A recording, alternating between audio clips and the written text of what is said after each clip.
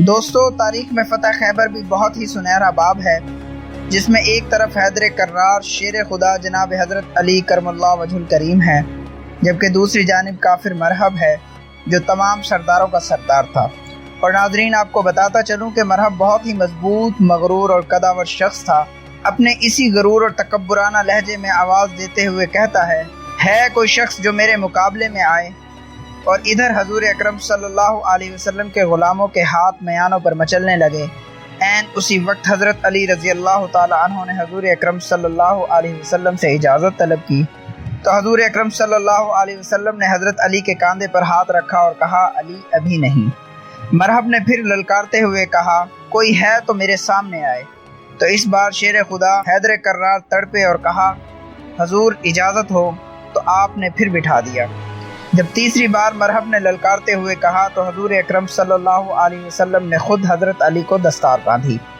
ادھر مرحب للکار رہا تھا، مجھے مرحب کہتے ہیں۔ ناظرین، میدان میں آتے ہی حضرت علی رضی اللہ تعالیٰ عنہ کے الفاظ کچھ اس طرح سے تھے، میری ماں نے میرا نام حیدر رکھا ہے۔ اور ادھر حضور اکرم صلی اللہ علیہ وسلم اللہ کے حضور دعا فرما رہے تھے، اے میرے اللہ، یہ کل ایمان ہے جو کفر سے لڑنے جا رہا ہے، اس کی مدد فرما۔ اس کے بعد مرحب اور شیر خدا حیدر کرار آمنے سامنے ہوئے۔ تو مرحب نے پوچھا، تمہارا نام کیا ہے؟ تو حضرت علی نے فرمایا، میرا نام ابی ابن طالب ہے اور میری ماں نے میرا نام حیدر رکھا ہے۔ تو مرحب نے کہا، میں تمہارے آباء و اجداد کو جانتا ہوں، اس لیے میں تمہیں نہیں مارنا چاہتا۔ تو جواباً حضرت علی نے فرمایا، لیکن میں تمہیں مار نہیں آیا ہوں، لہٰذا تم مجھ پر وار کرو۔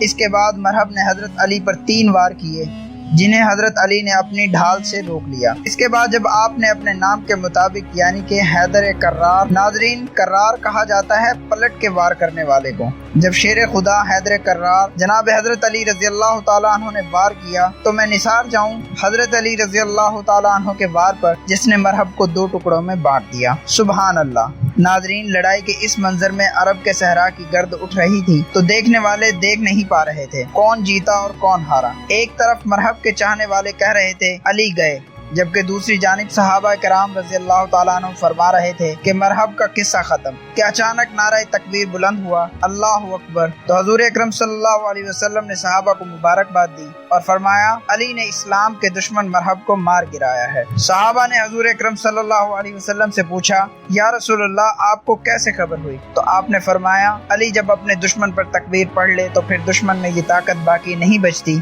کہ وہ اٹھ سکے۔ شاید اسی بات پر پیر نصیر الدین شاہ صاحب رحمۃ اللہ علیہ قلم اٹھاتے ہیں اور لکھتے ہیں، مرحب تو نیم ہے سر خیبر پڑا ہوا، اٹھنے کا اب نہیں کہ یہ مارا علی کا ہے، منظر فضائے دہر میں سارا علی کا ہے، جس سمت دیکھتے ہیں نظارہ علی کا ہے، اور کل کا جمال و جز کے چہرے سے ہے عیاں، گھوڑے پہ ہے حسین نظارہ علی کا ہے، اور تم دخل دے رہے ہو عقیدت کے باغ میں، دیکھو یہ معاملہ ہمارا علی کا ہے، اور تم کیا ہو، کیا ہے تمہارے علم کی بساط، تم پہ کرم نصیب یہ سارا علی کا ہے۔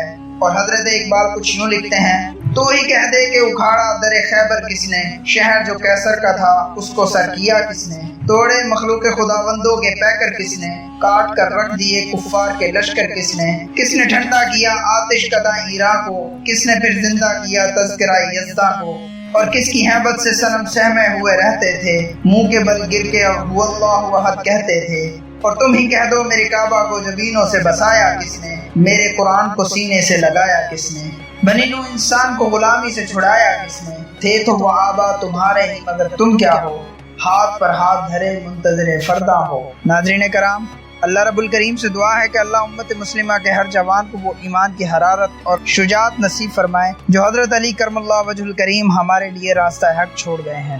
سلام پہنچے۔